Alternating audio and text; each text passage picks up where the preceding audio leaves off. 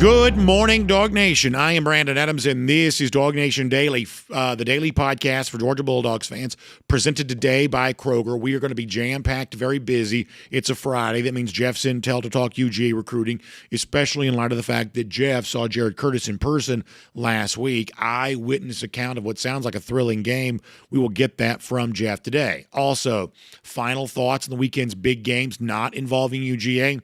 Not quite as deep a slate this week as we had a week ago, and yet I think there is still some interesting action to watch and maybe some bold predictions to lay out. We'll give those to you here coming up in just a little bit. There was also controversy last night involving a former Georgia star, but on this show, we are brave truth tellers.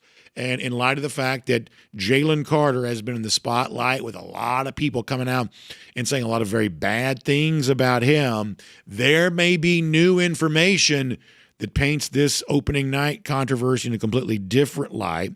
We will tell you all about that here coming up in a moment. Also, off the very top, what's next for Gunner Stockton? What do we want to see from him? We're going to dive deep into why the best way to evaluate Stockton might not quite be the way we would commonly think. That's off the top. We're glad to have you with us for it. Fun Friday in store for us all. It is DawgNation Daily, the daily podcast for Georgia Bulldogs fans, presented today by Kroger, and it begins right now. You know, running out as a starter is a lot different than hoping you'll get in, you know. He's been preparing like he's a starting quarterback for 4 years. So there's no one I trust more than Gunner.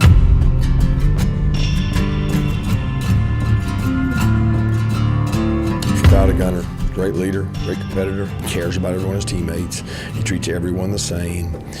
He leads, he's passionate about it. I think just being out there, being in the huddle with all the guys on the sidelines and enjoying the moment and just chasing good memories.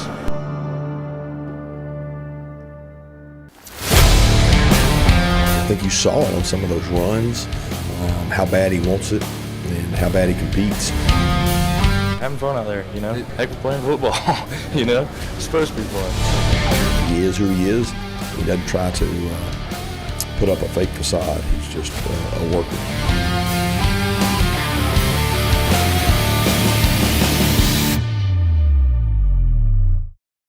Today's episode of DawgNation Daily is brought to you by Kroger, fresh for everyone. Presented by DawgNation.com. This is DawgNation Daily, the daily podcast for Georgia Bulldogs fans. Here's your host, Brandon Adams. Another Grand Slam home run by our guy Cody Chafin's there. Awesome hype video setting the stage for, after Gunner Stockton's debut at home last Saturday against Marshall, Act 2 for him this week with Austin Peay on tap for tomorrow. And I think everyone is wondering, what will we see from Gunner Stockton after 2 rushing touchdowns and 2 passing touchdowns last week against Marshall? What is the next step for him against Austin Peay? Well, that is also something that Georgia coach Kirby Smart was talking about this week. Asked directly, where do you want to see Gunner Stockton go from here as he gets ready to make his 3rd start ever, his 2nd straight start at home here this Saturday with the eyes of Dog Nation on Georgia as it gets ready to take on Austin Peay. This is what Kirby Smart said earlier this week. Next step is to continue to gain confidence in trusting his offensive line for play action, shot plays, 2 minutes before the half. I thought he did an excellent job of improvising when things weren't there or there was a breakdown. And that was probably the best thing he did was take care of the ball, protect the ball, and make plays with his legs. But he continues to get better. I mean, the next step is play with a little more confidence. And I think each time you start and play in games, you lose some of that anxiety. So one of the things that I've said is a stat in particular that matters to me is yards per attempt. It's simply a measurement of how often you release the football, what's the perceived value of every time you let it go. Historically, Georgia quarterbacks, maybe even more so than the reputation of the program might lead you to believe, have actually been pretty good at this. Jake Fromm, 2017, 2018, Stetson Bennett, 2022, Carson Beck in 2023. These were seasons in which the Georgia quarterback, very different kinds of players, their profile anyway, but the results pretty similar. They're right there at or above 9 yards per attempt. That puts you near the top of the pecking order nationally. It's a good way to measure the efficiency plus explosiveness of your quarterback. What is the perceived value every time you release a pass? That's where I want to see Gunner Stockton be good. You don't have to throw it a lot to have a high yards per attempt. You just need to be efficient when you do throw it. Last week we would say that Stockton probably not in an otherwise fine game. I thought that Gunner played plenty well enough, but the yards per attempt number could have been better. A lot of this goes to a completion percentage that wasn't just extraordinarily high. Gunner was only just slightly above 6 yards per attempt in the first half, got up above 7 by the time he came out of the game. But as I said before, you'd like to see him be at about 9 or better if he wants to be as efficient as the best Georgia quarterbacks have been in their most efficient seasons. I think that's a good measuring stick. But for a moment, can we also look at this through a slightly different lens? And I would like to hypothesize out loud that the best way to measure the success of Gunner Stockton may not be in the traditional way in which we would typically think about quarterbacks. And I want to use something that most of the world watched last night as an example of this. Now, eventually, in a couple of minutes, we're going to get to the very wild controversy involving a former Georgia star and a lot of former Georgia tied into the NFL opener last night. We'll get to some of that here coming up in just a moment, kind of just for fun, but we'll do it here in a couple of minutes. Instead, let me focus on the starting quarterback for the defending world champion Philadelphia Eagles. We know the Eagles have very much put a strong Georgia stamp on their defense, but they also have Jalen Hurts at quarterback. And I think that Hurts is an interesting figure around the NFL, and I'll tell you why. The traditional passing stats for Hurts are not awe-inspiring. He was just 20th in the NFL last year in both total passing yards and, coincidentally, passing touchdowns. In a league of 32 teams, to be 20th is not a particularly high number for a guy like this. But did you know, and I find this to be very interesting, there was a reporter for Yahoo Sports that this week wrote a piece about when you are creating point spreads, the way in which Las Vegas is historically done, now the FanDuel, DraftKings, and the online sports books do, point spreads are a reflection of power ratings. And so-and-so teams rated this way and so-and-so teams rated that way. The difference in that power rating, when you assign the individual number to it, that is the theoretical spread for the game if the game were to be played on a neutral field. Then you give some home field advantage. Home field used to be about 3 points. In the NFL now, it's only about 1.5 points. But that's the formula for how you would establish point spreads. And when star players are injured, they can reduce the theoretical team rating, which can change the point spread. As I told Terrence Edwards yesterday, fans in general have a tendency to overrate the importance of one injury and underrate the importance of a series of injuries, especially if it comes to one position group. And that, broadly speaking, is true. However, when it comes to the quarterback position, especially in the NFL, that's kind of a category unto itself. Whereas the most valuable quarterbacks in the NFL can be worth about a touchdown to their team's theoretical value and have about a touchdown's worth of value impacted on the spread if they were not to play. Does that make sense? And what this guy from Yahoo basically wrote was he said 12 different odds makers, legal sports books. These are guys who do this for a living. These are guys who are serious about this. And one of the things that I always say is, I don't care a lot about some rando on the internet, his individual opinion of something related to football. And I think all of that should be taken with a grain of salt. I would encourage all of you to take what I say with a grain of salt. Football is a very complicated sport. It is hard to know the entire universe of things that can be known related to football. And I'm pretty suspicious of most people's football opinions, especially if it's about a specific player, specific game. The more you zero in on one specific thing, the more you're only going to be right about as frequent as chance would dictate. That should be maybe self-evident. But the category of opinion that always matters to me are those of the odds makers. Not because I'm betting my paycheck away every single week or anything like that. It's just simply because they, of all the folks that live within our universe of football, whether it be college, pro, whatever else, they are the people that put their money where their mouth is. Most of us, we say something on social media or we say something on YouTube or whatever else. By the time we're proven right or wrong, nobody really remembers what was said, and it all just kind of disappears into the ether. However, the odds makers, if they are very wrong, they stand to lose a lot of money right away on that week's game. Therefore, their opinion, especially when it's aggregated together in sort of a wisdom of crowds type of thing, it does matter to me. So this piece at yahoo.com, they rank the quarterbacks in the NFL from best to worst in terms of their value to the spread. Maybe not a surprise that Josh Allen's now number one, Patrick Mahomes number two. This is the first year that Allen's moved up. To my eyes, he seems like the best quarterback in the NFL. I don't have a problem with that. Lamar Jackson, Baltimore, comes in at number three. We've seen him be an MVP-level player. That is, once again, not a surprise. Allen 1, Mahomes 2, Lamar Jackson 3. These are quarterbacks that have about a touchdown or greater value to the spread. If they were not to play, you'd subtract that value from the team that they play for. Do you know, though, who is number 4 on that list? It is the Philadelphia Eagles quarterback, Jalen Hurts. Despite the fact that Hurts is only 20th in the NFL in passing yards in 2024 and 20th in the NFL in touchdowns thrown in 2024, he is still the fourth most valuable quarterback to his team based on the odds put forth by those who have to put their money where their mouth is, those who have skin in the game. Now, this is not an NFL show. It's not an Eagle show. The point that I'm making is simply this.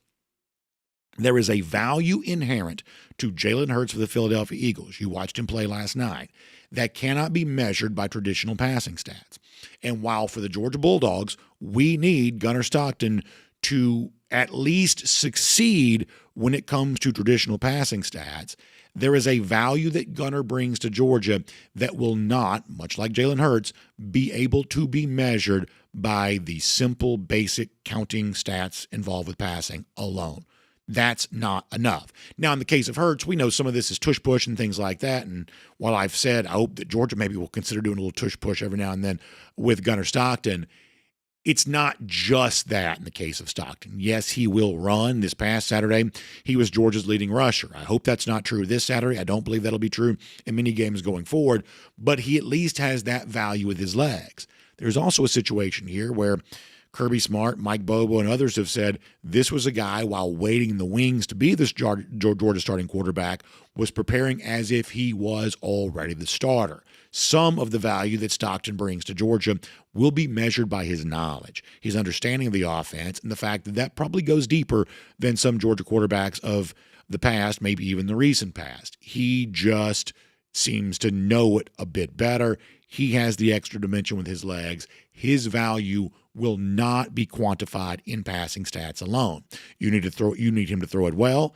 I hope he throws it better Saturday than he did this past week. Not to say that was necessarily a failure. There's just room for improvement. But ultimately, much like Jalen Hurts with the Philadelphia Eagles, the value that Stockton brings to the table won't be simply quantified by passing yards and touchdowns. That's something to keep in mind.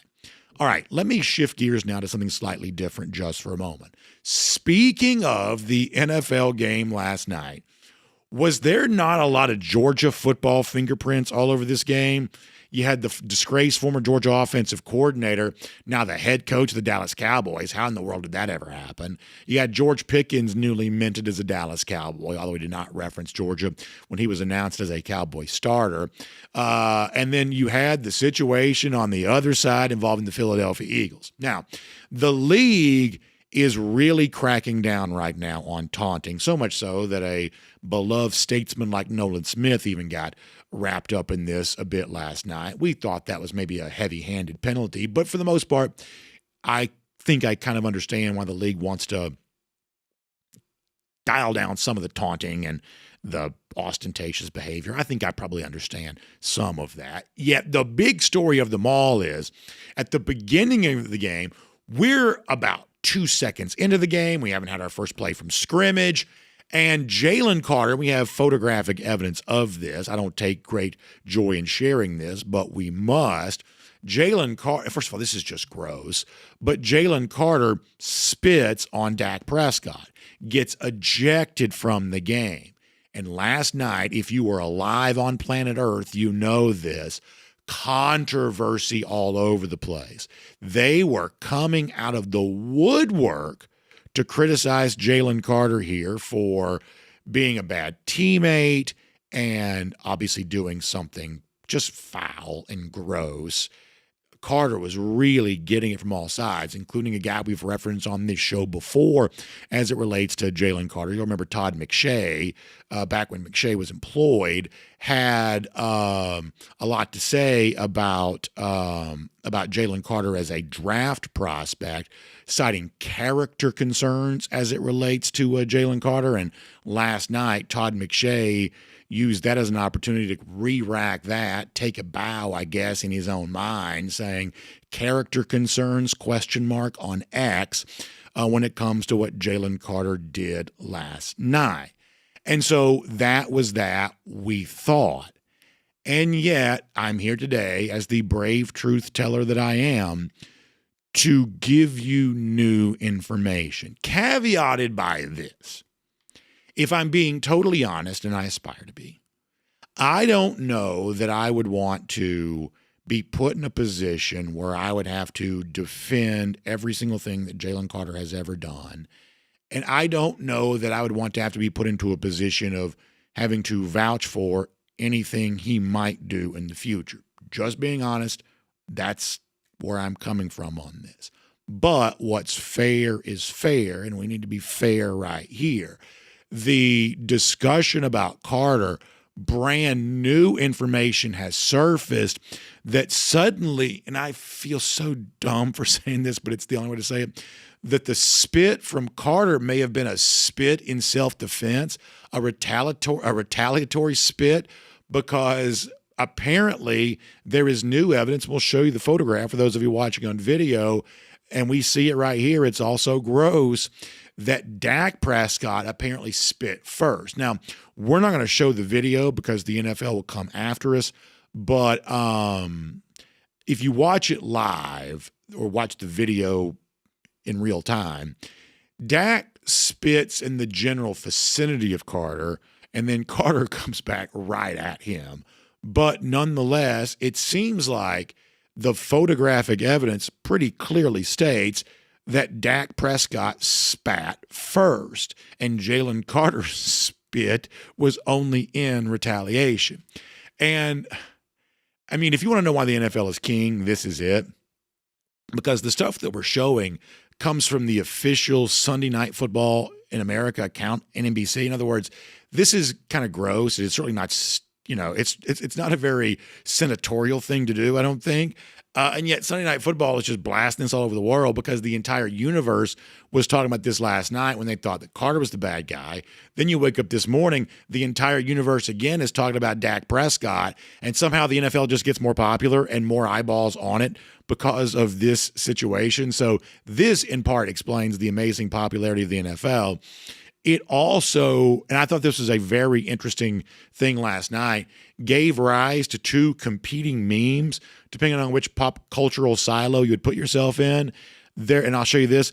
There were some people who were referencing, if you're a Star Wars fan, you may know the Star Wars controversy from episode 4 where Han Solo, what's the guy's name? Somebody help me with this. Not the guy, he's a space alien. That Han Solo shoots him, but, as a child, you think Han Solo is shooting in self-defense. But when you go back and rewatch the movie, there's this new, it's not Grogu, it's something like that. That's Grogu, is Baby Yoda. But anyway, there's this Greedo. Thank you very much. It is Greedo. So in the scene with Han and Greedo, episode 4, as a kid, you assume that Han is shooting Greedo in self-defense, but a rewatch of the movie would lead you to believe that Han shot first. And this is this whole big thing on the internet about that. And so there were a lot of people last night doing the Dak spat first thing, which was a play on the Han Solo Greedo mix-up from Episode 4 of Star Wars. There was also people, and I'm probably more in the Star Wars camp than the Seinfeld camp, but there were also people referencing the old episode of the Seinfeld sitcom about the so-called second spitter, which was a parody itself of the Kennedy assassination. So you had the Han shot first people last night doing the Dak spat first. You had the Seinfeld people referencing the second spitter. Two competing memes trying to explain what we saw last night. I'll let you decide which of those pop cultural camps you find yourself in. But the point is, what is fair is fair. I don't know that I would fully endorse Jalen Carter spitting on another human. I don't know that I would. In fact, I'm pretty sure I don't. And yet, in this particular situation, it does appear that Dak Prescott spat first. Now, I don't know that Dak's spit made contact with Jalen Carter, which would not be the first time that Prescott missed his intended target, by the way. But nonetheless, we think that Prescott spat first. We think that Jalen Carter has been unfairly maligned, and it's time we set the record straight about that. My name is Brandon Adams, and this is DawgNation Daily, the daily podcast for Georgia Bulldogs fans, presented today by Kroger. Glad you're with us. However you get to us, live on video, 10 a.m. across all platforms. On demand after that. We appreciate you watching us and being a part of the program. Athens Sports Radio 960 The Ref. We love being with them. All of our podcast platforms, too. So many of you, thousands upon thousands, listen on Spotify. Thousands upon thousands listen to us on Apple. We got a couple of hundred that still listen on SoundCloud. But you know what? We put the show on SoundCloud every day, too, just because we love you that much. And we're thankful to have you here as a part of our program. And we're so thankful to have our friends at Kroger as a part of this, too. In fact, we want to make you know, for our friends at Kroger, they got a big thing going on right now on Fridays where you have a chance to earn 4 times the fuel points on the things that you're buying at Kroger when you use the digital coupon. This is an incredible saving, especially if you're like me. This time of year, I don't want to know how many miles I'm putting on my car. Driving to work every day, going to high school games on Friday, Athens on Saturday, wherever it is that Georgia's playing. And so anything you can do to save some money, of course, you want to. So check out Kroger.com/fuel event for more on that. It's Kroger.com/fuel event. Fuel, of course, is spelled F-U-E-L for those of you in Northeast Georgia. But Kroger.com/fuel event, and you can earn 4 times the fuel points on the things you are buying at Kroger when you use that digital coupon. So make sure you check that out today. All right, we're thrilled to have you as a part of the program today. It is Jeff Sentell, recruiting talk with him coming up in just a moment. Cannot wait for all that. Jeff saw Jared Curtis in person, and it sounds like it was a thrilling game, and it sounds like Curtis played really well against some top-flight competition. I talked about that on our show earlier this week, and we'll get more from Jeff on that, plus all the other recruiting news as it relates to Georgia. That is coming up in a moment, and probably a preview of what we might see from former recruits on Saturday in Athens. But for now, let's get ready to go around the doghouse. It's presented today by our friends at Zagoria Law. So this week, I'm going to shift our conversation to the Georgia defense for a moment. Kirby Smart was asked about the fact that, for whatever reason, statistically speaking, very good Georgia defenses haven't always forced as many turnovers as you might think they should force. That dominant defenses, but not always measured by takeaways. Now, this is one of those things where I don't make as big a deal about that as other people do, Kirby Smart included. You're about to hear from him. I would say and I don't have research about this. This is kind of shooting from the hip, but I would say there is a stronger correlation between negative plays and strong defense, and therefore teams that win, more so than there is turnovers and takeaways and strong defense and leading to a victory for your team. I have a suspicion that negative plays are more valuable than turnovers, I think, because they're probably a little easier to force. Of course, if your opponent turns it over 5 times, you're going to benefit from that, but that's not a very easy thing to force to happen. If you look at year over year, the turnover game, that's going up and down. A lot of that's dependent on how many fumbles you fall on, and that's a bit of a luck box. And turnovers are just kind of a fickle business, whereas negative plays for an otherwise sound defense is usually a little more dependable. But nonetheless, Kirby Smart, in his own words, says, yeah, even though Georgia's had great defenses, the fact that they haven't always forced a lot of turnovers, is still something he'd like to see be a little bit better than it's been in the past. This is Kirby from earlier this week. Yeah, it's critical. It's really important. We just haven't found a way to be dominant at it. I don't know whether it affects us, whether teams protect the ball better against us, take less chances, or we just don't get them out. It's not something we don't preach and sell and attack and try to do. But historically, at least since we've been here, we have not been elite at that. And it's one of the things that popped out at us the other day defensively. We didn't have as many opportunities with 55 plays, but we didn't take advantage of the ones we had. I'm looking at our YouTube chat. Thomas Tyson says, you don't need a turnover when the opposing team's offense can't do anything.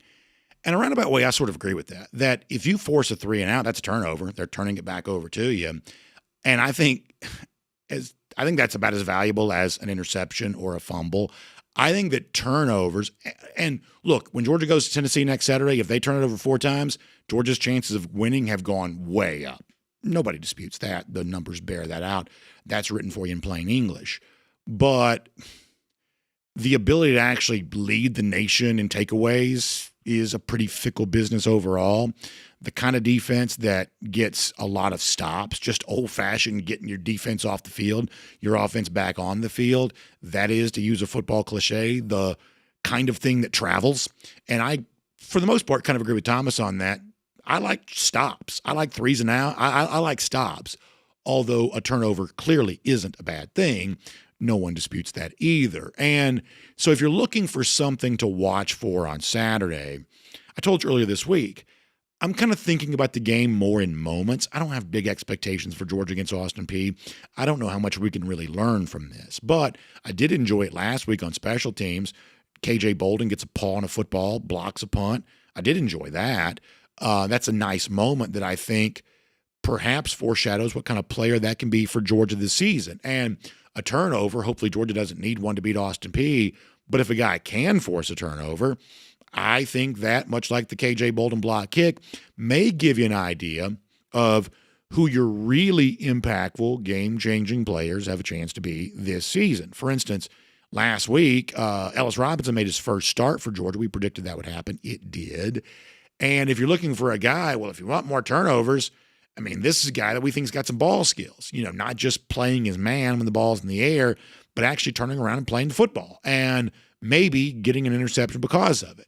And if you're looking for a simple wish on Saturday, to the extent they throw his way and to the extent that they put the ball in the air up for grabs at all, seeing Ellis Robinson get an interception, that'd be pretty fun on Saturday, don't you think?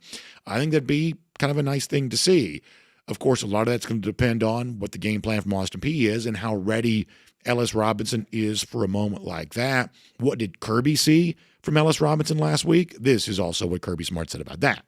Well, he's improved his stamina, first and foremost. He can finish practices and get through practice and keep up with the pace of the practice is really high. So his ability to maintain that, compete and run with receivers play after play and play in fastball circumstances, he's done a good job doing that. He's always been very talented at covering people. There's so much more that goes into playing defensive back and playing corner specifically than just being able to cover people in terms of zones, checks, eyes, motions, adjustments. He has bought into that. He's said, you know what, that's important. If that's what's keeping me off the field, then I want to work on that. So his communication, his understanding of the defense has been really good. Tackling and physicality is always important at corner, and he's not a guy that's afraid of it. He has to play big on blocks a lot of times, but he's not afraid of contact. When I am planning the show, I'm oftentimes thinking about today's show and then the next couple of days' shows, and I'm kind of blocking it all out. And I almost today decided to do a whole big topic on the Georgia secondary because next week I think the secondary is going to be a very big deal against the Tennessee offense. Some young guys in a challenging situation, some guys who you hope can make some plays for you, and some guys you hope can hold up against the Tennessee offense that wants to find some vulnerabilities. I almost did a whole big thing on that today. I decided, let me just save the lion's share of that for next week, but I do believe the Georgia secondary going into the Tennessee game next Saturday afternoon is something that we are going to be talking an awful lot about. I believe that's going to be a big deal next week. And so I decided to save that for next week. But I did want to focus on Robinson here for a moment because, man, he could really be a part of the solution for you in that game against the Vols. And maybe he has a chance to show some of that in this final tune-up game for Georgia against Austin Peay. You hear Kirby Smart sharing his thoughts. He used the word stamina to once again bring this back to the Tennessee game. Stamina is important there. Tennessee wants to play fast. They want to make you think fast, move fast. You just got to be really sound to hold up against all of that. And I know last year Tennessee was a lot more run first, but generally speaking for the Josh Heupel offense, that's the kind of thing they're going to force you to do. And Georgia's going to be in the same situation next week as well. That's, I would just say, is going to be true. And we're looking right now to see how ready Ellis Robinson is for all of that. As I said, I'd love to see him get an interception on Saturday just because it'd be fun. But going through these tune-ups, including first start last week, how did Robinson himself think that he did? And what do you feel like being out there? This is what Ellis said about that earlier this week. I had a little nerves, with it being my first game, my first start. But, I was just glad that my coaches and my teammates just trusted me out there on the field with them. I felt like I played good, just knowing all my assignments and just everything that I had to do, really. The one thing we said for weeks in this offseason, we were starting to hear some positive buzz about Ellis Robinson. Seems like Robinson's ready to play. Now, still going to be some growing pains, as Kirby Smart alluded to. Cornerback, I'm led to believe, certainly I don't have a lot of history of playing cornerback in my background, but I'm led to believe it's one of the more complicated positions to play. You got to know a lot. You're challenged athletically. It's a big deal for a still youngish guy to be out there. But it seems like that Robinson's growing into that role, and Saturday is another chance for him to take some steps in the right direction. And that is Around the Doghouse, presented today by our friends at Zagoria Law. If you have been bitten by a dog, injured by a dog, this can be a very serious thing. You see this in the news all the time. And I would say, in many cases, when something like this happens, a dog gets loose in your neighborhood, a dog gets loose in a local park, on the street. We're here in the metropolis of Midtown Atlanta. Some of that kind of stuff could happen on a city street. There's all kinds of ways in which the owner of a dog can show negligence and maybe not take proper care.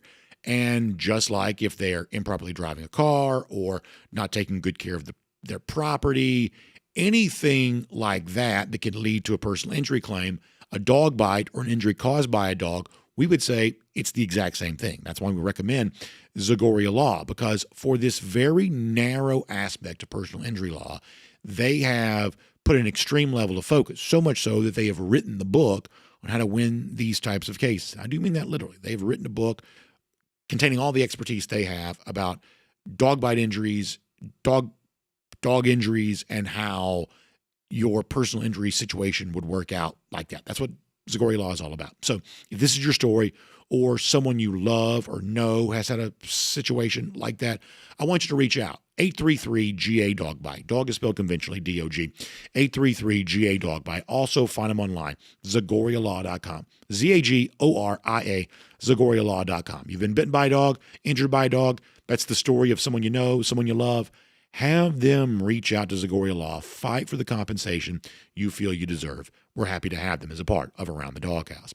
Happy to have you, too, a part of the show before we're done. Final thoughts on all the weekend's big games, who might be on upset alert, and we'll talk about that then. But for now, everything related to UGA recruiting, let's speak to Jeff Sentell here today on DawgNation Daily, presented by Kroger. From Athens and across the SEC or wherever the recruiting trail may lead, here's a DawgNation.com insider. Good morning to Jeff Sentell. Good coverage last week of what seems like a really good game for Jared Curtis. Jeff on hand to see that. And Jeff, the comparison we made a little earlier is, and I will tell you, through 2 weeks of action, I am getting even more excited about Jared Curtis for the future of Georgia than it already was. It seems like his senior year is turning out to be as advertised.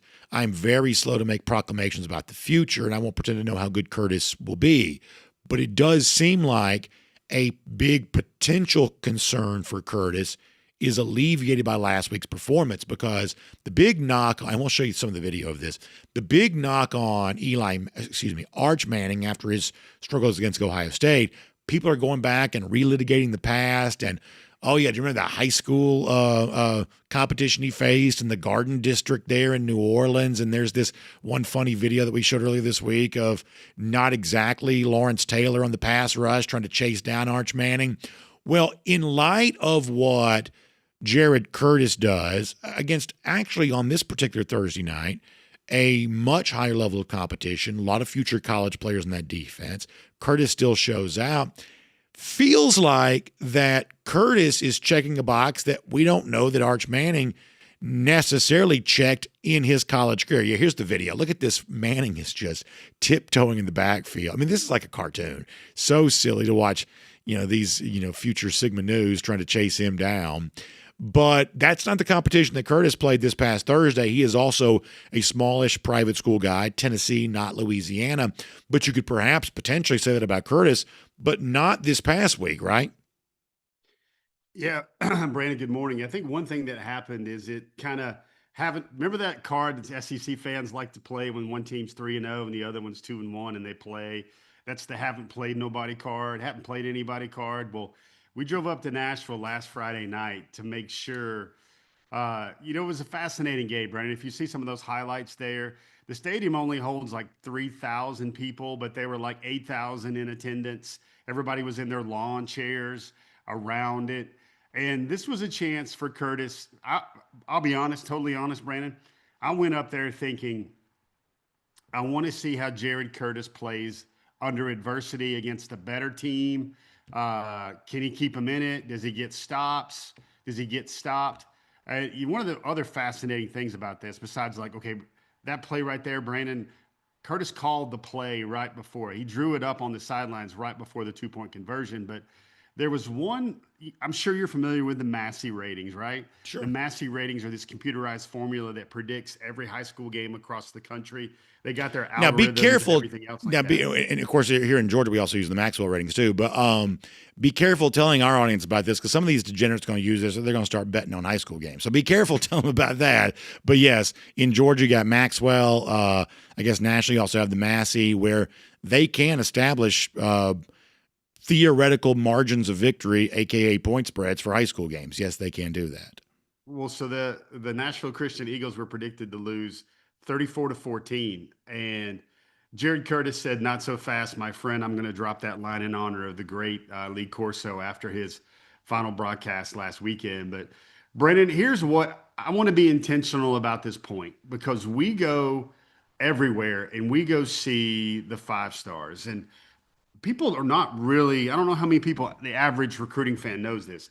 5 stars is a projection of your potential, your ability to be drafted in the NFL one day. And a lot of that is based on size, speed, height, weight metrics. The thing I know now without a shadow of doubt, and this is what makes players really special, is when you have those 5-star metrics. Of course, Jared Curtis is 6'4" and 230 pounds. But Brandon, he plays the game at an elite level. I saw it over and over. First guy never brought him down. First or second guy never brought him down. This was a defense with much better players, future college players. And the school sizes were, to speak Georgia High School Association vernacular, this is kind of like a Prince Avenue playing a Marist. That was the kind of gap in talent between these two teams. Brandon, there's so many things. Overtime games, 6 total touchdowns, runs for 3, throws for 3, the biggest regular season game in school history. Some people before the game were like, these are Nashville Christian folks, were like, I believe Ainsworth just thinks this is another game. But to us, this is the biggest game this school has ever hosted. I spoke to an NFL quarterback, former NFL quarterback, Matt Hasselbeck, after the performance. He's the offensive coordinator for Ainsworth. They had a great plan, Brandon. They ran for over 300 yards, almost 12 yards per carry, and lost. And Matt Hasselbeck kind of plainly said, man, is that he has the ability to play above the X's and the O's. The arm was there, Brandon. The height was there. He's got a little bit of cockiness and a little bit of, I'm going to jaw at you a little bit while we compete. And that was probably some of the best parts of Stetson Bennett's game, Brandon. But the way he plays the game is at an elite level. And that means not getting himself into trouble. Brandon, you're going to laugh. You're going to give me a guffaw when I say this, or chortle. But he actually played that game as a game manager because he had to put every ball in tight windows. He had to put every ball, off to the side, away from the defender. He had to be perfect in a lot of ways.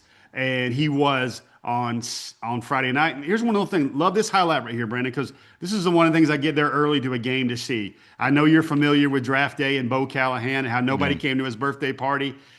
Jared Curtis goes up and down the warm-up line, the entire warm-up line during the middle of warm-ups, just so he can dap up everybody on his team and wish them well before the game. Yeah, I think that's certainly pretty interesting. Okay, because that kind of stuff does matter to me. We've seen recruits in the past score a touchdown. There wasn't a high five to be found, and I don't know. I do pay attention to that kind of thing, although mostly I keep those thoughts to myself.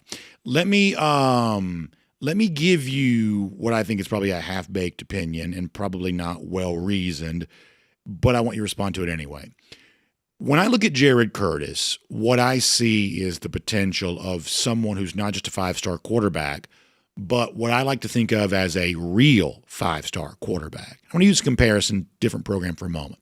If you look at the Nick Saban era at Alabama, early days of Saban, think about the first half of his coaching tenure, they got some five-star quarterbacks, but for the most part, they almost never panned out. Not to pick on the guy, but think about a guy like Blake Barnett, comes in as a five-star, doesn't really ever do anything, and it feels like there were a lot of the five-star that didn't quite ever materialize. And look, the batting average for five-star is only going to be about 50-50, so you've got a coin flip's chance of a five-star not panning out in any situation. But for whatever reason, early days Nick Saban, the five-star was more in what I think of, once again, not to pick on the guy, but just to put a name with the description, the Blake Barnett style guy who ended up at Arizona State, wherever else, and I don't think has ever been heard from again. And once again, I don't mean that critically. It's just seemingly a fact. And yet around about the time that Jalen Hurts got to Alabama, from that stretch forward, it's not just guys who are highly rated, but guys who would go on to be either very high draft picks in the case of Mac Jones, or just very good NFL quarterbacks the way that Jalen Hurts is now, although we think of him as an Oklahoma quarterback. Tua Tagovailoa starting in the NFL. Bryce Young won a Heisman Trophy. Backups who've left Alabama have gone on to start other places where I can't fully explain this. As I said before, it's kind of a half-baked opinion. But there was a moment in which Alabama went from getting pretend five stars maybe in name only, to being real five stars who would play like it and one day be drafted like it. And when I look at Jared Curtis, maybe different from other five stars who've come in here. When I look at Jared Curtis, what I see is someone who I think of in that category of, well, this isn't just a five-star. He's a real five-star who may actually have a chance to one day possess the NFL draft capital that a five-star quarterback should potentially possess. Does that make sense at all? Yeah, I like the Alabama portion. Like, it seemed like to me they were getting the guys that would pass the cattle show, meat market type stuff, the guys that could throw the ball through the barn and like just look the part of the prototype NFL quarterback. And Brandon, we come on this show and I know you want us to not be hot take artists, but just tell you how we really feel. I'll take a hot take every now and then. I don't mind that. We can spin that into something. We'll make that into a clip. We'll make you famous. So the hot take here is that for all the reasons that you're kind of the notes you're hitting right there, the chords you're playing right there, man, we've seen Justin Fields, we've seen Jacob Eason, we've seen Brock Vandagriff, JT Daniels for a little bit. If this guy doesn't work, then I think we can probably either sunset or we can either skyrocket the thoughts of five stars ever succeeding at the University of Georgia at quarterback. And Kirby Smart has shown that doesn't really matter. They're going to win regardless. They're going to be one of the top 2 or 3 programs in college football every stinking season. But I just want to come back to everything I saw, Brandon. I could point to so many nuances on the field because, like, I tried to find as much information as I could. I talked to a lot of people. like this play right here, this is the one in overtime. It's the next to last play of the game. Well, the coaching staff at Nashville Christian were like, they got the ball in the 10. It was a 2-point. They got the ball at 10. It was their turn in overtime to match or go home. And it was a situation where the coaching staff, they said, there's 10 yards. We're gonna score here. Jared Curtis is going to get us 10 yards on 4 snaps. And they're like, let's start thinking about the 2-point play. And they were going back and forth with the 2-point play. They were thinking about a reverse bootleg with an over concept to give him an outlet. And they were like, nah, I don't really like that. And then the offensive coordinator is like, man, let's just run the sneak with Jared. First of all, ball knowers will know that. I know everybody likes to throw that phrase out these days. You don't really run a quarterback sneak from the 3 in high school football for a 2-point conversion to win the game. I mean, there's no tush push available in high school football. But the coach thought about it and weighed it. And he also took a good piece of sideline information from Jared. And Jared was like, man, I see the way they're playing us in the box, in the red zone. There's room over the A gap. I can make it. And it's kind of like one of those Jimmy Chitwood moments where he tells Coach Norman Dale, Coach Dale, I can make it. I'll make it, Coach. Yeah. And the coach of Jeff Brothers and Nashville Christian was like, man, I hate the call, but I love the player. I love the play. And he put his stock in Jared Curtis. And that's what kind of stuff he did over and over throughout that game. The long snapper was out. A freshman long snapper was filling in that game, and he had 2 extra points blocked. So that's why he had to perform the way he did. Brandon, there was a moment in the game. There's less than 4 minutes left. They have to go 80 yards, and he has to do it in clutch time, and he does it. Brandon, here's the viral throw everybody saw on social media where he throws across his body. But he checks all those boxes you want to see in a quarterback. There's one throw he makes where he throws the ball, and this is to force overtime, provided they got the jump pass, pop pass, 2-point conversion. And he throws the ball, and I hate to be this way, Brandon, but you know what enters my mind? There's one clip where he throws it, and it basically hits his receiver at the shins. And I'm like, guy catches it, they go on, they get the 2-pointer. But I was like, I thought to myself, how many guys on Georgia's football team last year would have caught that ball that Jared Curtis just threw? But he had to put it in the exact right spot. And afterward, even Matt Hasselbeck, a guy that spent 18 seasons in the NFL, was like, he found himself watching him. He found himself watching him a lot because he was just that exciting to watch. It's almost like he's a pumped up Johnny Manziel in terms of how he runs. The speed is decent enough, Brandon. I thought he was just going to be a red zone guy or maybe a chains mover in the SEC. He's probably a little more than that. Now, he's not Lamar Jackson, or he's not going to go 70 yards, but he's a guy instinctually, and then Innsworth, Brandon, where they were trying to tell me, they were like, team got down 14-0. Jared Curtis brings him back, but they were like, he presents so much conflict for a defense. Normally you're like, we'll just put our fast guy on Jared. We'll stop that right now, and we'll spy him. Problem is, Jared Curtis is 6'4" and 230. That one guy is not often, unless he's Jalen Walker, going to bring him down with one man. He's going to pop that tackle. All of a sudden, he's got a gash, and all of a sudden, that plan is all for naught. I mean, we really wanted to see if Jared Curtis was the real deal on Friday night, Brandon. And I can think of about 5 more instances where he showed us he was the real deal. All right, a couple of quick things here. Tonight, Peachtree Sports Network, we are not on Atlanta News First, at least over the air on television, although you can stream with Atlanta News First. But we do get a chance to visit. I'm so excited about seeing the brand new Buford Stadium, Buford hosting Roswell. And, of course, on the Buford side, that means 2 Georgia commitments. Let's talk here just for a moment about Ty Boogie Green, Graham Houston, the offensive tackle for Buford. We'll see which offensive line position I guess he plays at Georgia. But check in with me here on both Houston and Green, 2 Buford players committed to Georgia that we'll see tonight on television. First of all, Houston, no relation to Colton Houston. That comes up a lot in our coverage. I believe they were family friends at some point, even though Colton Houston played for Buford maybe a generation ago. You're going to see him a lot at right tackle for Georgia. He's an interior offensive lineman. Brandon, be sure to notice on your color and on your broadcast tonight, he's usually wearing like that kind of that half eye black, eye paint on one certain eye. Zach Lewis is doing the same for North Gwinnett all season. Georgia's going to move him inside.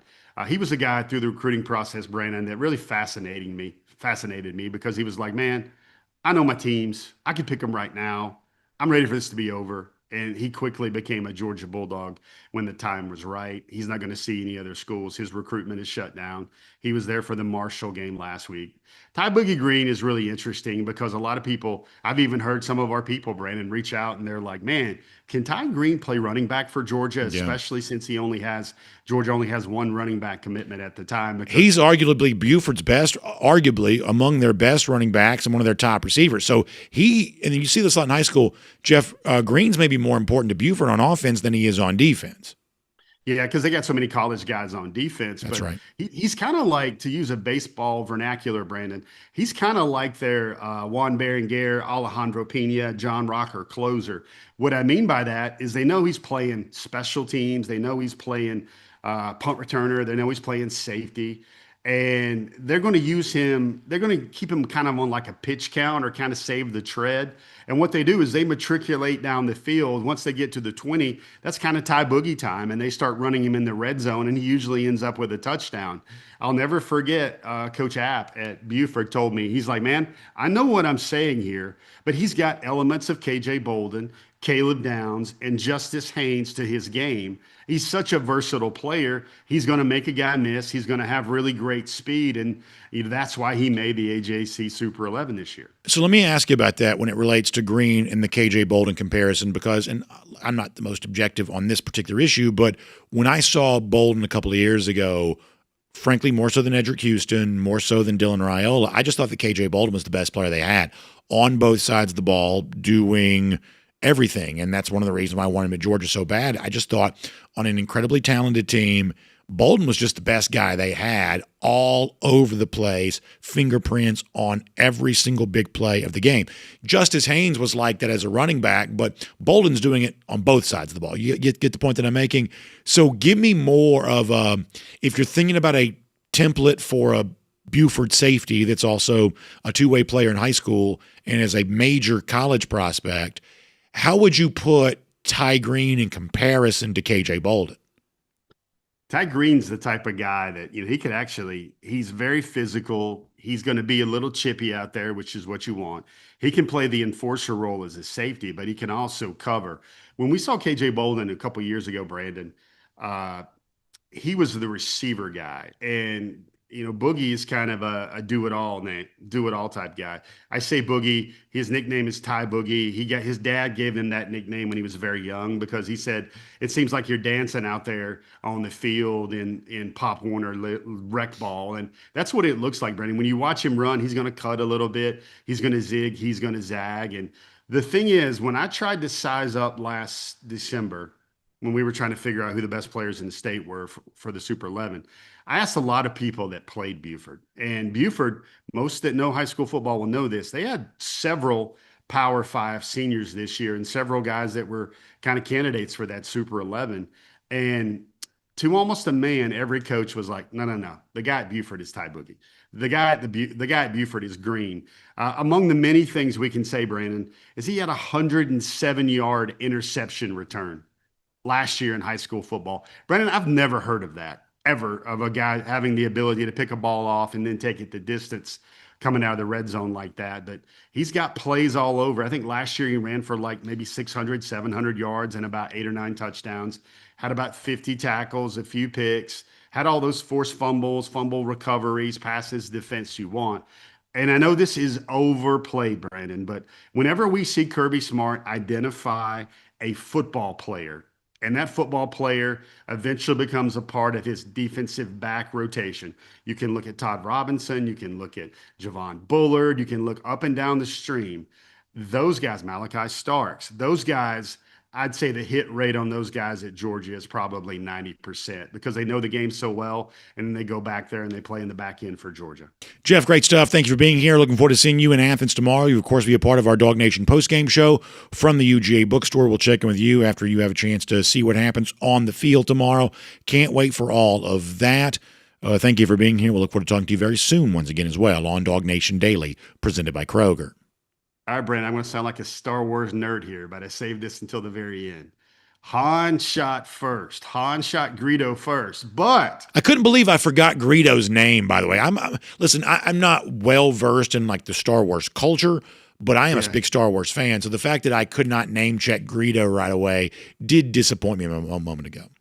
yeah, that's all right. You'll make up for it. But like the funny part about that is Han shot Greedo first, right? But those Star Wars movies, as you may well know, have had more work done on them than Michael Jackson during that time period. That's right. So it eventually evolved where George Lucas wanted to make Han seem more like a hero than a rogue.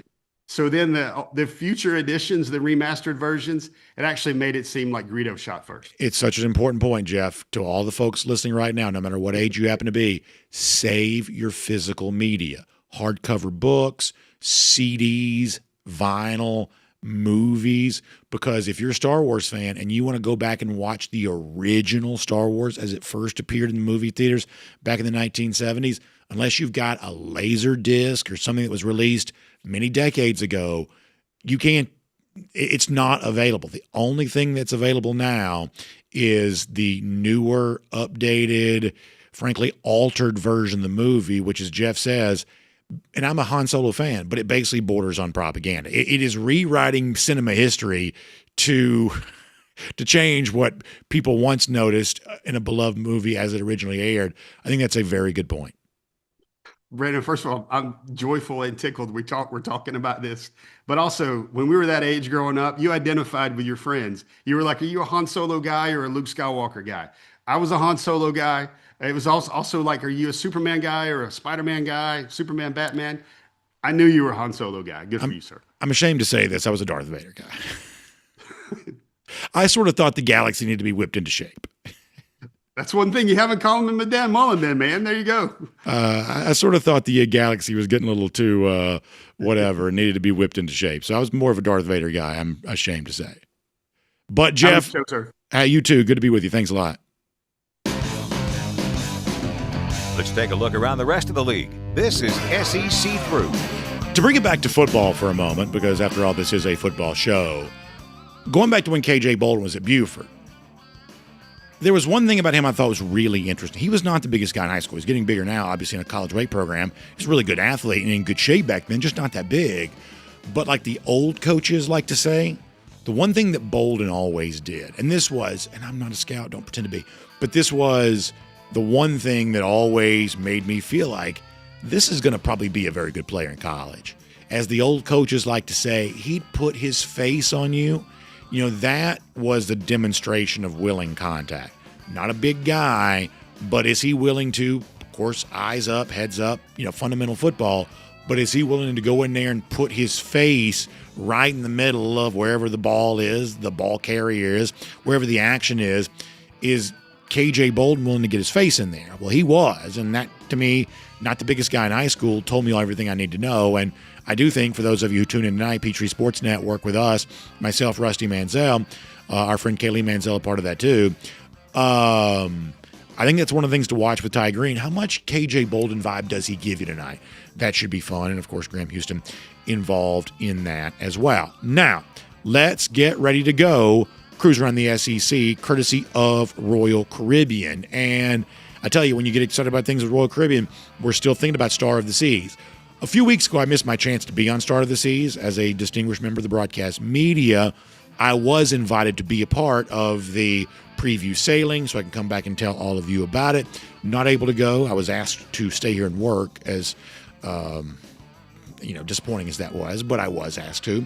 So stayed here, missed that. But I tell you, the stuff we're continuing to hear about Star of the Seas makes me so excited. And one of the things that I love about a ship like Star of the Seas are all the different things you can eat. Let's face it, you can take one look at me and know I enjoy my food. And when it comes to Star of the Seas, there are so many ways for that.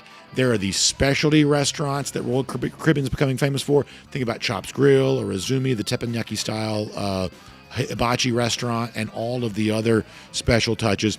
But there are also the food options on the ship that are included as a part of your cruise cost, and the incredible value you get from that, I think, is amazing. One of the things in particular, the Icon class of ships, it takes the the Aqua Theater in the back of the ship, as you saw it in the Oasis class, moves it to the center. They call it the Aqua Dome. But within that Aqua Dome, they also have something like the Aqua Dome Market, which is almost, if you think about a food hall, you go places now, a lot of fancy spots have food halls. It's the food hall on board Star of the Seas, and the incredible array of included options on that, I think it's amazing. There's, Mediterranean style food and Thai style food, and there's a special barbecue option on there now, which is a little bit of a new thing, frankly, for cruise ships, but there are so many fun things to enjoy as far as Star of the Seas goes. I hope you'll check it out today. In fact, give Jessica Slater a call. She's a travel advisor. You can tell you all about it. 770-718-9147. That's 770-718-9147. You can also email her, jslater@dreamvacations.com. If you ever watch courtroom dramas and things like that, one of the things you sometimes hear is that it's hard to prove a negative. In other words, you can prove that someone did commit murder, at least beyond a reasonable doubt, but unless you have an airtight alibi, it can be hard to prove something didn't happen. Does that make sense? It is, in life, sometimes hard to prove a negative. However, there is an aspect of football that I think almost works the exact opposite way, and I think we will see some of that this weekend. This early into a season, it's hard to prove if a team is good or if a player is good, but we might be able to prove some negatives. We might be able to justify our suspicion that so-and-so might not be very good, or so-and-so player might really have some struggles. Two teams that I'll keep in mind for that as we look at some of the other games of the weekend. Texas plays San Jose State. Alabama plays a similar nobody against Louisiana Monroe. And in both these situations, I think the spotlight's on the quarterback. In the case of Arch, he's not going anywhere as the Texas starter, but his struggles last week against Ohio State, we are being told, are more than just, to the eyes of some, just the first game jitters. It's weird to think you might have pressure against San Jose State, but I think he probably does. And I think, once again, even though this one's going to be played in Austin, Steve Sarkisian, who appeared to be very careful with Arch last week, may be very careful with him on this Saturday too. I think they want easy stuff to get him going against what they think is an overmatched opponent. And we'll see from there. Remember what Jake Fromm's told us in the past, that sometimes in the game you're favored by 40 or whatever the line is. In some of those games, there's a little bit of a pressure to perform that is greater than the average fan might think. I bet you Arch Manning's got some of those butterflies right now.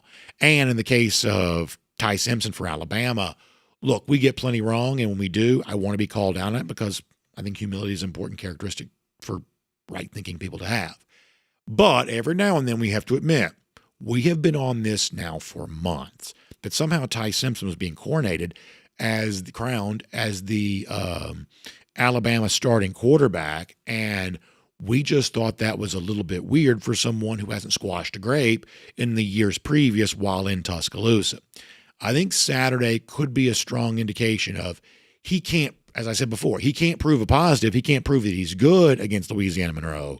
But if after not playing very well against Florida State, if he also scuffles around a little bit against Louisiana Monroe, for an Alabama fan base that is really restless right now, I think that could open the door for Keelan Russell becoming the Alabama starting quarterback. We've been telling you since before the season began, it would not surprise me if the person that starts game one for Alabama is not the same quarterback that plays against Georgia at the end of September. That's a very old Nick Saban model, resurrected by Kalen DeBoer. I would be on guard for that. It's one of the reasons why, despite a really ugly performance against Florida State, I don't quite think Alabama is dead just yet. Okay, let's bounce to a couple of other games. We're going to do it fast. Oklahoma hosts Michigan. Oklahoma's favored in the game. I have Oklahoma as one of my overrated teams. I actually, in a roundabout way, have Michigan as one of my more underrated teams. I'm an SEC homer. In this case, though, I am picking Michigan to not just cover the spread, maybe win the game outright. Obviously, a lot of attention gets paid to Bryce Underwood. This, for me, though, is more about a lot of extra hype heaped onto Oklahoma on the basis of a couple of transfers. But over the course of the last couple of years, Michigan's national championship, Oklahoma shaky coach who might get fired. other than the recent chatter, it certainly seems like these are two programs going in opposite directions. I do take that pretty seriously.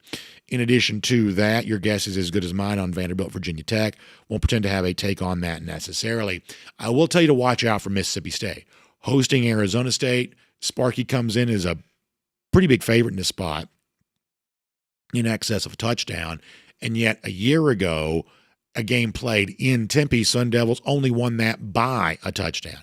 You telling me that in this game on this particular Saturday, early in the season, mind you, before Mississippi State waves the white flag, before it gets really rough for them, pretty good crowd, you would guess, on Saturday. Long travel for Arizona State. We're always suspicious in a topsy-turvy league like the Big 12. The teams that start off ranked high, we assume they gravitate back towards the middle. I'm not here to say that Mississippi State's going to win. I would watch out for Mississippi State keeping it closer than experts think on Saturday. Also, maybe against my better judgment, Kentucky's right there. We had it earlier this week as a 10.5-point dog. It's under 10 now. That's movement through a key number. So clearly there's action on Kentucky to make this happen. Everything about this just seems so nice and neat and tidy. Ole Miss is better than Kentucky. Mark Stoops is looking for a way out. Kentucky's ready to get rid of him too. Revenge spot. Kentucky beat Ole Miss last year, kept him out of the college football playoff. Of course, Ole Miss is ready to go into Lexington and get all kinds of measures of revenge. Well, in honor of the very nice retirement of Lee Corso last week, for old time's sake, can we say not so fast, my friend? Because I sort of think, now I don't expect Kentucky to win the game. I really don't. But similar logic. Early season, haven't waved the white flag yet. College football just isn't that easy to predict.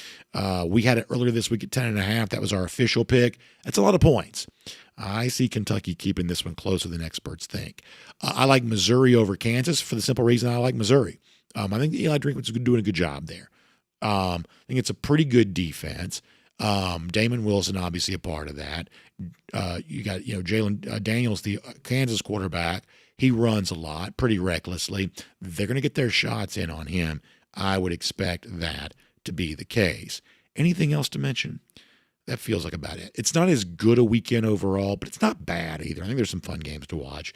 And, of course, it's Georgia and Austin Peay that we'll have our eye on most of all. We'll make that cruise around the SEC, courtesy of Royal Caribbean. Now, speaking of Georgia and Austin Peay, before the game tomorrow between the Dogs and the Governors, don't forget there's incredibly awesome things happening all day long at the UGA bookstore. Now, that's our home away from home when it comes to the DawgNation postgame show, our postgame call-in show now. Boy, we had so many great folks interacting with us last week, and we can't wait to do that with you again. Phone number, Zoom link, live and in person, a lot of voices weighing in on what they thought about Georgia football. We'll do that again tomorrow. Can't wait to see you at the UGA bookstore for that, or tuning in on our DawgNation video channels if you miss it. But if you're going to the game, go by before the game. It is a gorgeous, remodeled, renovated spot. The apparel looks better than ever in the new space. I'm talking about if you love the Peter Millar, if you love the Nike coaches gear, if you love everything there is to love about all of this, you are going to love the incredible collection of apparel available to you. Stuart Simmons, a Horn Legend, Onward Reserve now featured in there, which is a fun new add-on for them. That's all going down, plus autograph signings too. Buck Bellew is going to be there on Saturday starting at 1 p.m. Our guy Rodrigo Blankenship will also join us from the bookstore tomorrow. So if you come by and see us, you can meet Rodrigo. Hot Rod going to be on hand.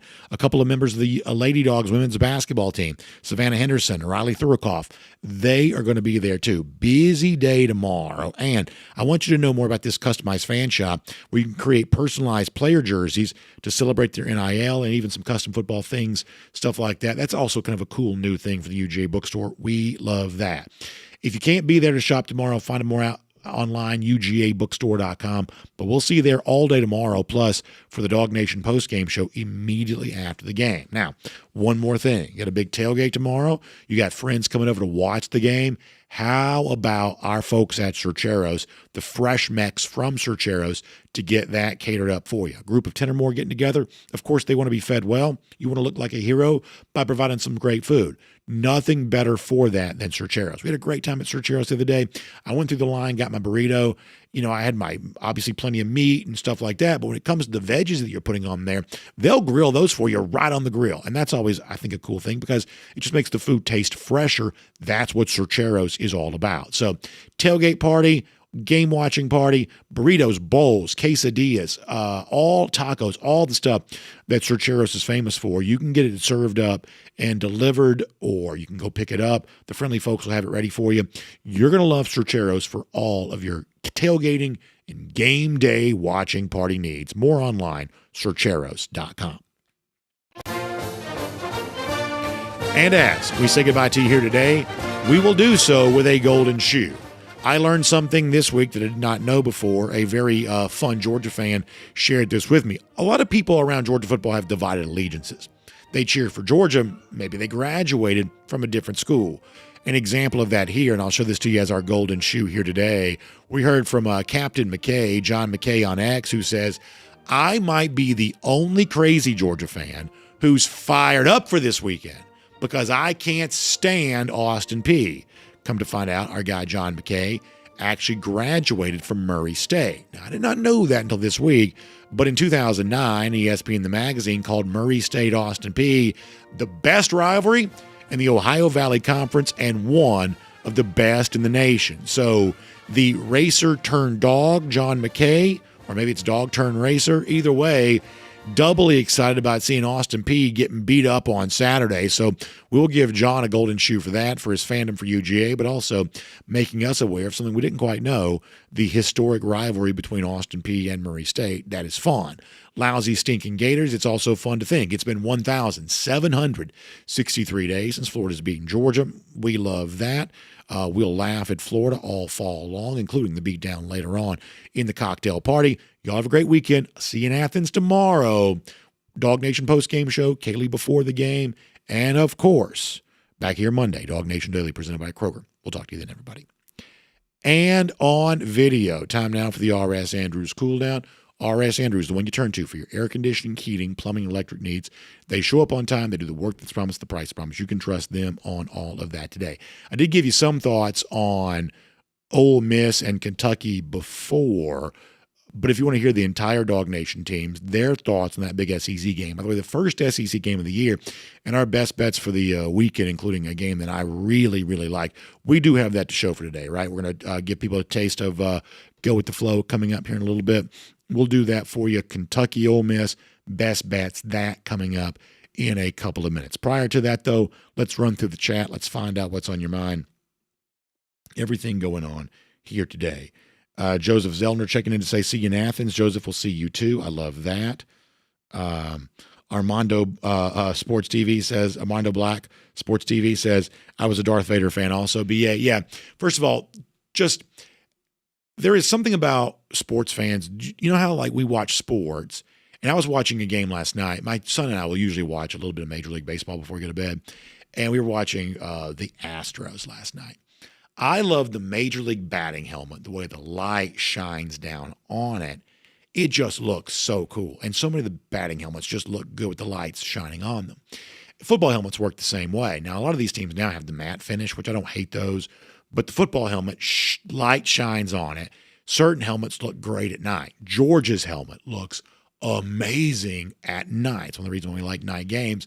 That helmet just pops against the stadium lights.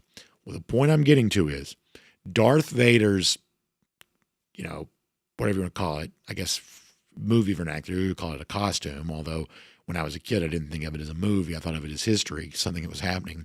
Darth Vader with the lights shining on that mask and helmet just looked amazing. Darth Vader just looked cooler than the humans, or whatever you want to call them. I guess they were humans.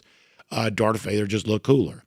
Plus, I like Law and Order. So sometimes I think the Empire was misunderstood. But nonetheless. I was keeping up with the other notes from today's show. Spitting in self-defense, the discussion on loogies in self-defense. Let's see, Greedo Alejandro Pena made the show, so that was That's cool. right. That's always nice to hear. And That's the Galaxy need to be whipped into shape. That is a deep. Yeah, listen, I stand by that. I stand by that. If you watch episode 1, and we're not going to do a whole Star Wars thing, but those people were not capable of governing. They're arguing back and forth. You got we have a hard time managing 50 states. Think about all the different planets they were trying to manage. It was chaos. They're arguing. They can't agree on anything. You get the Trade Federation. That wasn't working. Honestly, You can say what you want to about dictatorships, but they are efficient. Well, let me not say too much more.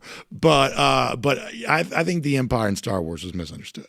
I think the Empire was misunderstood. Field Mob says, if we win the national title, will you wear the Darth Vader mask? Let me tell you something. If Georgia wins the national title, I might be willing to do a lot because I'm ready for one again. It's been a couple of years, and now I'm hungry for one again. But, what I'd really like to have is, to people my age, James Earl Jones is essentially, just revered as one can be. Mufasa, Darth Vader, Field of Dreams. That voice is amazing. Even the old school, early days, this is CNN. Even that I wouldn't, didn't hate.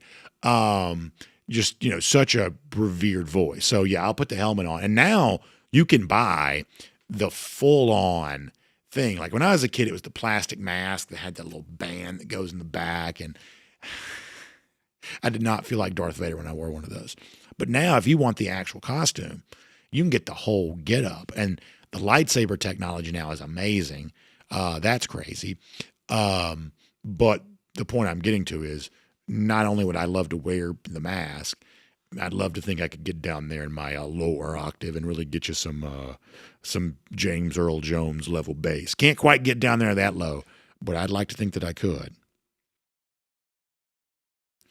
I knew Jay Shipes. Boy, every now and then, Jake Shipes thinks of himself as a guy who's got his finger on the pulse, and he calls me in a question for stuff. Jake, I'm not sure I want to know the guy who done like Star Wars and wrestling and all these like venerable American institutions. Like, what do you do for fun, or what did you do for fun growing up? Sometimes you think you're calling me to account, but what you're really doing is you're really just putting yourself on blast for everybody to see. Jonathan Aaron says, if we win the national title this year, we need a Ric Flair robe and bell. Yeah, so there you go. So, this is Jeff. Okay. Halloween. Okay. So Jeff dressed up like Darth Vader, reminiscent of Dan Mullen, by the way, from years ago. So yeah, and that's a little bit more like what you used to see. No disrespect to the costume. You can still see Jeff's hair sticking out of the back. It's the plastic mask, but they make the thing now where, it's the full on deal. Full on type thing. All right, and there's your boy. Yeah, so while I do condone, and by the way, you can see the back of his head too. That's not the real costume either. Dan Mullen's got millions of dollars. Why he's not buying the full-on Vader costume? He can do better than that. But the point is, actually, I forgot what the point is. But anyway, so there you go. Jonathan Aaron says, how about the Ric Flair robe and bell? I'd also do that too. I'd go sequin robe. I'd really like to just like style and profile in a Flair style suit, alligator shoes. Now, unfortunately, I'd have to get the blonde wig because this gray hair is not working for that. But you give me the big gold belt, golly, I'd love that. I'd love that. Bo Molinari also weighing in on the treatment of Alderaan. Like, I don't want to go deeper on any of this, but look, By the way, Tennille is laughing at me for going after Jay. Thank you, Tennille.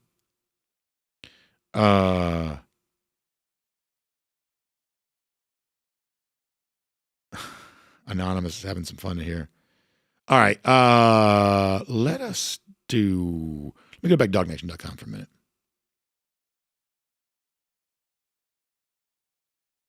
SEM Dog says Darth Vader was big and bad, but his kid was still a whiny teenager. And I know that, look, Luke gets misunderstood. I mean, I told you before, I like Darth Vader better, but honestly, like, we need more movies like Luke Skywalker, young kid, dreaming of doing big things and just going out and achieving. I mean, I make fun, but the truth is we need more movies like that. We haven't had movies like that in quite a while where, like, the hero's the hero and the bad guys are bad. We hadn't had that kind of thing. We probably need more of that.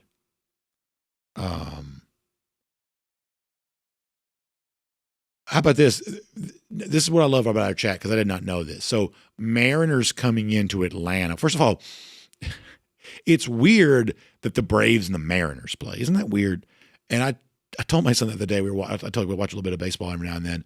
And we were watching the Padres play the Orioles. And because we always watch relatively late at night, and that's always West Coast teams playing. And I told him, I said, it's so strange to me that the Orioles and Padres are playing. And he looked at me, do you know what he said? And listen, every morsel of food he's ever eaten, I've bought for him. He said, that's only because you're old. I said, well, thank you. I appreciate that. But it's still weird to me. I mean, and by the way, we've had interleague for a long time, since 97. For something, Yankees, Mets playing each other, the Braves playing, these Eastern Seaboard teams, that doesn't seem quite so weird. But when you have these cross-continental matchups between old school NL, old school AL, that still seems weird to me. But the point is, Senior Dog says, Mariners coming in, don't forget the great former Dog, Emerson Hancock, does play for the Mariners. I don't know if he's pitching this weekend, but does play. And it gives me a chance to remind you of something I hold deeply to be true, which is that one of the great sporting tragedies in my life is the 2020 baseball season got canceled, because I think Georgia had pitching that year that would have given them a chance to really do things. Kayla Myers, he says two things. Have you ever heard Kirby talk about the weather and temperature so much? He mentions it every day, it seems. Let me mention that first, and I'll get your second comment. Kirby mentions the weather for the same reason that everybody mentions the weather, because that's all he wants to talk about. People mention the weather, because I can't quite tell. Jay? Maybe we are. Okay. Hopefully we're back. I don't know. The second thing that Caleb Myers mentioned was, he said he watched Go With The Flow earlier, and now he can't find it. If you look on the video tab on YouTube, it should be there. We did drop it early this week just to give a couple more days for people to find it. Just something we tried new. But here in a moment, assuming it's on the live tab. Is it on the live tab? Okay. So it's on the live tab. So if you go to the DawgNation YouTube page, just search DawgNation on YouTube. There are tabs you can click. If you click the live tab, it should be there. But in just a moment, we're going to give you Ole Miss, Kentucky, and best bets of the weekend. That comes up. Let me do a couple more comments before we get there, and we'll go. SEM Dog says, who remembers the first Major League Baseball team in Seattle? Not alive when it happened, but I do know the answer to this. It was the Seattle Pilots, right? For 1 year, right? A Major League franchise only lasted 1 year. Seattle Pilots, I believe it was 1969. I am certainly not that smart, and not old enough to remember a lot of this stuff, but I do like old baseball history. And that franchise just went defunct, correct? Just came and went away. Ken Holcomb says, we almost made it through without an interruption. I know it, Ken. I'm sorry. What else? Brene Blackburn says, Darth on a cruise. Hey, listen, I wouldn't be opposed to that.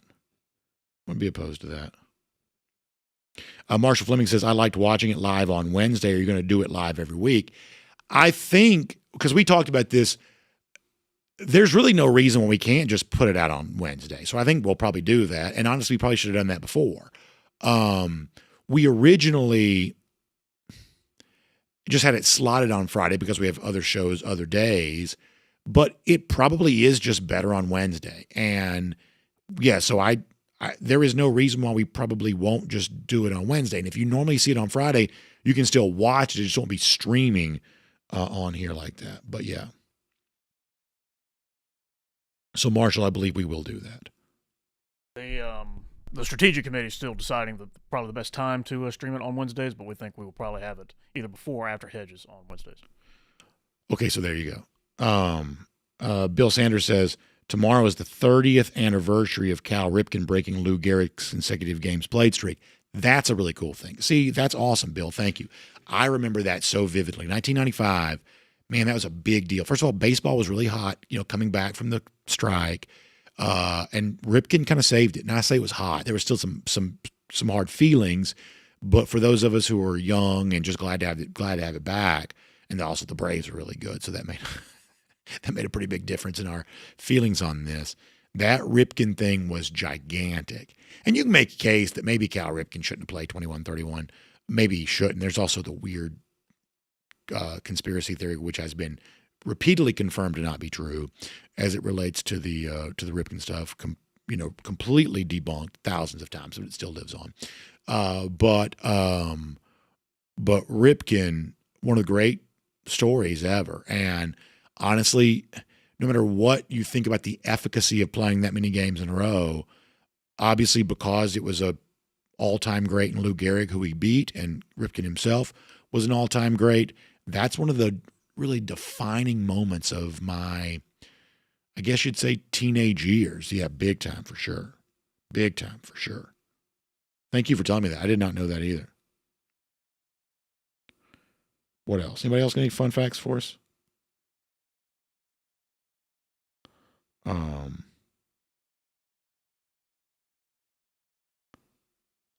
Yeah, a couple final thoughts, and we're going to hear from the rest of our team here.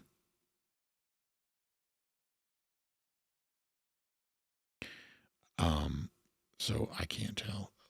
Apparently we're having an issue at DawgNation.com, but the other platforms seem to be working. Bo Molinari says he was really mad back then about the Major League strike, and I do get that. A lot of people were, but Ripken played a big role in bringing people back from that. Foster Moss, he says, am I charging for a handshake? No, if you come by the bookstore, even during the show, come on by. We may have a line of folks who can get on the show, but I'd love to say hello to you, talk to you. We're really laid back. I just like talking to Georgia fans, so we will definitely do that with you tomorrow for sure. All right. All right, good stuff. We'll come back and wrap things up here in a moment, but for now, if you love the R.S. Andrews Cool Down, you'll also love Go With The Flow presented by R.S. Andrews. In fact, here's a taste of that right now as the entire DawgNation team, plus our guy Dari Payro, makes our pick for the first SEC game of the year. Ole Miss traveling to Kentucky, also our best bets of the weekend too. Hope you enjoy that right now. Hello, DawgNation Daily listeners and viewers. Thank you for being a part of our R.S. Andrews Cool Down. And speaking of R.S. Andrews, if you like what we do here on R.S. Andrews Cool Down, you'll love what we do on Go With The Flow. Each week, it's our chance to give you some thoughts on some of the big games of the weekend from a point spread betting perspective. This week, we've already made picks for Georgia and Austin Peay, Oklahoma and Michigan, and other top games. And if you'll check the DawgNation video channels, probably the easiest place to find it on YouTube. You can go back and relive all of that right now. But we save, as we typically do, a special game just for you in this particular spot. And man, oh man, I think it's a pretty good one. I'm actually really excited about watching this as the Kentucky Wildcats. They didn't cover last week. That was a best bet for Connor and me both with the Toledo Rockets coming in. But they did get a win. And these days in the Bluegrass, that's not saying nothing. Did beat one of the better teams in the MAC a week ago in Toledo, now getting ready to play host to Ole Miss. Last year, it was a Kentucky win against Ole Miss that kept the Rebels arguably, probably, out of the college football playoff. It would stand to reason, that Lane Kiffin would be looking for his revenge here this year, but it's a new-look Rebels team. Obviously, it's Austin Simmons now at quarterback. Many of the defensive pieces from a year ago are gone, but this is still a Rebel team that has expectations next to it. In fact, on the road in SEC play on Saturday, they see themselves as a 10.5-point favorite. So, Mike Griffith, Rebels in Lexington, favored by 10.5. What would you like to do with Kentucky hosting Ole Miss? Yeah, I mean, it's tough because we saw how good Kentucky was at home early last season against Georgia, and they had that success last year in Oxford with that upset win. I don't know that the revenge factor matters as much as Austin Simmons, and Lane Kiffin really took advantage of the opening game and turned his offense loose. Different strategy than Kirby with the offense in terms of being aggressive in the fourth quarter and third quarter. I like that. I think that's good for an offensive-minded coach, and I think they're going to be able to overwhelm Kentucky, which seems to be a bit one-dimensional on offense, really haven't gotten the passing game going. So once again, I'm going to take the favorite and lay the points. Give me the Rebels. So, Mike, on the side of Ole Miss, Jeff Sentell, how about you? There's a question that Joe SEC fans should be asking themselves as they watch Ole Miss play this year. That question is, why don't you hear more noise about Austin Simmons as one of the better upper echelon quarterbacks in the SEC? This line doesn't scare me. You look at Kentucky, a lot of the FPIs, a lot of the SEC rankings, they're at the bottom of the conference. So give me Team Scribe with Mike. Give me Team SEC Kiffin with Mike. I like the Rebels to cover this, and Austin Simmons to look pretty slick doing it. Hottie toddy from Jeff Sentell. Connor Riley, your turn. I know Austin Simmons is a very promising young quarterback, but it's not like Ole Miss didn't have a first-round quarterback a year ago when Jackson Dart was there in Oxford. And look, maybe it's because Jeff and Mike are influencing my pick yet again, but like this is where Vegas makes their money. They're begging you to take Ole Miss. Kentucky, I still believe is the worst team in the SEC, and so I'm going to take them here at home. You don't got to win the game. You just got to keep it within single digits. And I think that they're going to find a way, especially to shorten the game in that regard and be able to do that. So give me Kentucky here at home +10. It's a fun game, I think. I really do. Kaylee Manziel, what about you? This isn't me taking this pick because I think that Ole Miss is as good as they were last year. This is just how bad Zach Calzada is. Missed 7 of his last 9 passes and didn't have a fourth quarter completion. Like, even for what we view as one of the worst teams in the SEC, that is a horrible performance from Zach Calzada. So I'm going to make it easy, and I'm going to take Ole Miss. So just keep in mind, y'all, 10.5 is a lot of points. And in the spirit of, as I said on Go With the Flow this week, trying to keep it simple. I was only 3-3 last week, so you just want to just try to take some easy cuts.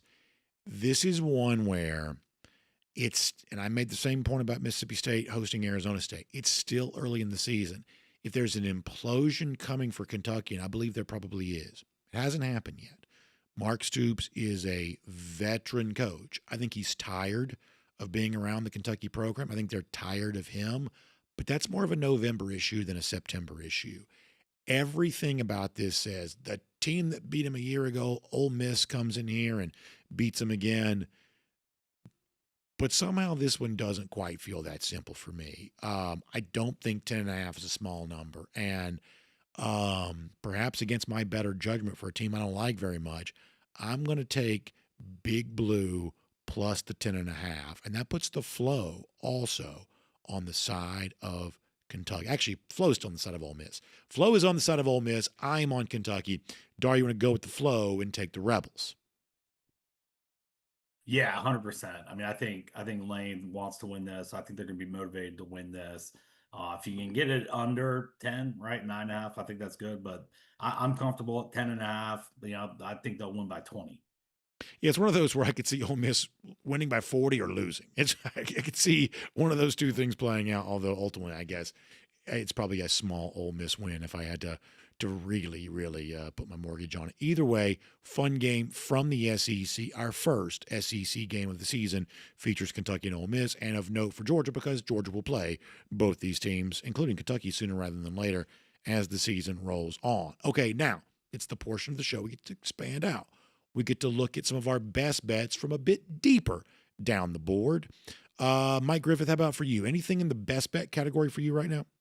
Yeah, like you said, Brandon, it's kind of a light week. I'm gonna take Illinois, given 3.5 on the road at Duke. I think this Illinois team is for real. They bring back a lot of talent. I'm gonna keep it short and sweet. Gotta, like I said, keep that win percentage up. So that's my only best bet is give me the Fighting Illini in Duke. So, Mike, on the side of the Illini, Jeff Sentell, how about some best bets from you, if you have any, looking a little deeper down the board? I've got one, and you look at this board, maybe you're at the Mirage, maybe you're at the Bellagio, your favorite sports book. You almost want to drop your drink when you see the Fighting Diegos going to Virginia Tech. Virginia Tech is actually giving 1.5 to Vanderbilt. Give me Team SCC. Give me Commodores on the road. Give me Diego manning the ship. I like Vanderbilt to win that one outright. That one feels like taking money from a third grader. So you're a better man than me, Jeff, because I do like the game. I think it's a fun game. I don't have the foggiest clue how that one's going to play out. So I'm happy to hear somebody take it because I think it's a fun game. But I didn't hate everything I saw from Virginia Tech on Sunday, and I have no idea what to expect from Vanderbilt. A lot of talk from Diego Pavia in the offseason, although in the case of Tommy Castellanos in Florida State, he's backed that up. Maybe Pavia backs his up too. Fun game, but I don't have the guts to take it. Connor, anything from you in the best bet category? Yeah, we're going to give you another 2-pack this week. Keep it simple. Went 1-1 last week. Won on Toledo. Lost on Southern Miss. First game up. Look, this is a square pick as square gets, but I'm going to take SMU at home, like 2.5 over Baylor. Look, this was a playoff team a year ago with SMU. They bring back a lot of pieces from that team. It's a game they kind of need to win. It's a Baylor team that did some nice things against Auburn, but there were also some alarming things I saw in that game. And so the fact that this is at home, 2.5 is a great number that you can get it at. So I'm going to take SMU there at that number. And then this is just a general principle play. One of the great rivalries, arguably a rivalry game we should be picking this week. El Assico up there in Iowa. The over-under for this game is 41.5, and I'm going to take the under on that. So I have SMU and the Ponies by 2.5 over Baylor, and under 41.5 in Iowa State. So, as it's more commonly known, the Cyhawk Trophy. Almost put that one on the main card, but didn't quite make the cut. But I do like the rivalry game, and perhaps, given previous years, not surprising to see Connor is on the under there with that. Always a lot of fun. Kaylee Manziel, anything from you? Yeah, I actually had the chance to go back and watch that Syracuse-Tennessee game or some parts from it. And Syracuse hung around in there for a lot longer than I thought they would. They didn't cover, but it gave me enough confidence to make the pick that Syracuse is the 6.5-point favorite against UConn this week. In the 4 times that they've played since 2016, Syracuse has won all 4 games by at least 7 points and had an average margin of victory a little over 19.5 points. They had their career high passing yards and completion percentage against UConn last year. And I know UConn's quarterback is in like their 7th year of college football, but he has never beaten an FBS opponent. So I like Syracuse 6.5 points over UConn this week. Thank you, Kaylee. And it's interesting. Last couple of weeks, Mike and I have had similar thoughts on some of these games beyond the board, although once again, I find myself in a Riverside position. Mike likes Illinois favored in Durham. I actually like the Devils plus 3.5 here. I think pretty quietly Adrian Mensah, the Duke quarterback, is probably pretty good. And this doesn't quite feel like the same Illinois, to me, team from a year ago. I think I like Duke plus the 3.5 in this spot. And I want to stay in the Tar Heel State because there is a game that I absolutely love. And if Connor gave a square pick earlier, he said, I promise you this is as square gets. I don't care. I love it. We called the Belichick disaster before it happened. Obviously, complete implosion against TCU on Monday night. Well, guess what they get to do as a follow-up? They get to go on the road to Charlotte. They are playing the Niners in Jerry Richardson Stadium as a 13.5-point favorite. In all honesty, I think they may lose again. I love Charlotte plus 13.5 hosting the rudderless ship that is Bill Belichick's North Carolina team. And I'm going to stay in the same state to take Duke plus 3.5. I was 2-2 last week, gave you a winner in UTSA. I tailed Connor and gave you a winner with Toledo. I lost the over on Texas, Ohio State, and I lost badly, frankly, just embarrassingly so, with South Dakota against Iowa State. So 2-2 last week, 3-3 for the main board picks. Going to try to get into winning ways this week, keeping it simple. Duke plus 3.5, Charlotte plus 13.5, with maybe a thought they might win outright, but to keep it safe, we'll keep it plus the points. Those are my best bets. Dari Payro, how about for you? Yeah, I'm channeling my inner Connor here, and I'm going to take the under in the Nebraska-Akron football game. It's 48. I like that to go under that number. I am going to jump in the same game on that SMU Baylor game, except I'm going to take the over 65. Okay. I think both their defenses are trash, and that there's going to be a lot of points scored in that game. So great picks there by Dari Payro and for the entire Dog Nation team, and we certainly appreciate you being a part of those with our R.S. Andrews Cool Down, and we will invite you to check out, once again, presented by R.S. Andrews, Go With The Flow. If you want picks for Georgia Austin Peay and the point spread that I essentially made up out of thin air, you can judge how close that you think that it is. Michigan, Oklahoma, and everything else that is on and a part of Go With The Flow presented by R.S. Andrews. Enjoy the games, and with that, we'll get you back to the R.S. Andrews Cool Down. Thank you so much, BA, and we will get ready to wrap it up here now. Obviously, from Dari Payro, he's the one that makes the R.S. Andrews Cool Down possible. A couple of final thoughts before we go. DT mentioning tonight we will be in Buford. Kaylee Manziel will be there, my friend Rusty Manziel. We'll have this Peachtree Sports Network. It's not Atlanta News First on TV tonight. We're streaming Atlanta News First. A good game between Buford and Roswell. Really excited about that. Can't wait to showcase that for you. SEM Dog, also a fact check. Apparently, we mentioned the Seattle Pilots. He says they moved to Milwaukee, became the Brewers. This is where my, I guess, knowledge of history is a little faulty. I thought the Brewers were a 76 expansion franchise, but I guess I'm wrong about that. So there you go. Good correction on that. All right, anything else before we go here? We got to get ready to wrap it up.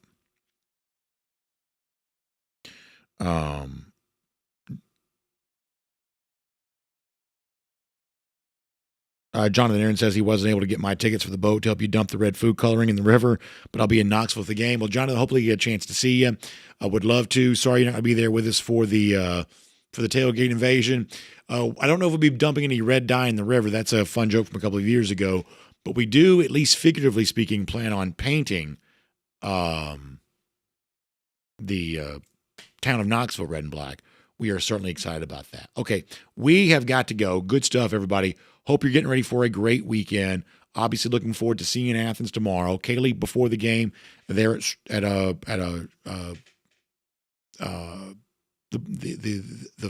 with our fun folks there at the coffee shop, Jittery Joe's. Thank you very much. Boy, that one just disappeared out of thin air. Kaylee at Jittery Joe's before the game. That'll be fun. Me after the game at the UGA bookstore for our Dog Nation postgame show. Can't wait for that. Now, if you want to be a part of it all, we're going to be giving you a bunch on the game. Phone calls, Zoom link for people to join the show that way. Showing up in person. Rodrigo Blankenship going to be a part of it from the UGA bookstore. So all of that's going down. It's going to be a great time. It is a wild football conversation. We'll have highlights. We're going to cram it all in there. We'll hear from Kirby Smart, Georgia players, Jeff Sentell, Kaylee Manziel. We have 18 million moving parts, but it's a ton of fun. We come back and do it with you tomorrow. And to say goodbye to you here right now, thanks for a great week around here. We appreciate our friends at R.S. Andrews who make the R.S. Andrews Cool Down possible. Find them online, rsandrews.com. Don't let your football weekend be ruined by some sort of plumbing issue. Water heater goes out, for instance. In many cases, R.S. Andrews can replace it for you the same day. Find them online at rsandrews.com. Enjoy the game. We'll see you after the game for the Dog Nation postgame show and back here on Monday for Dog Nation Daily, presented by Kroger. We'll look forward to talking to you then.